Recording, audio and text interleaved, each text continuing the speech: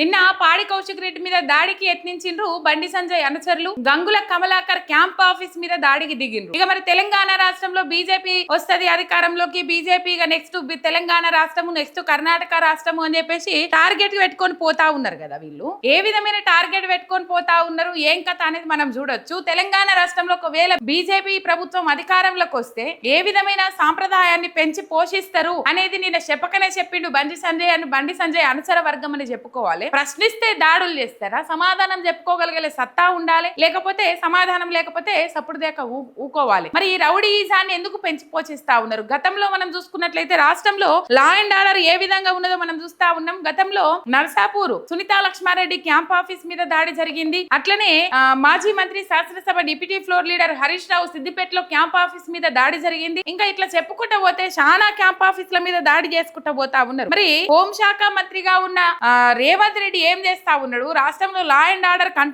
Control చేసే పరిస్థితి మనకు కనబడతా ఉన్నదా? ఏంది ఏం కథ అనేది అర్థమైతే లేదు.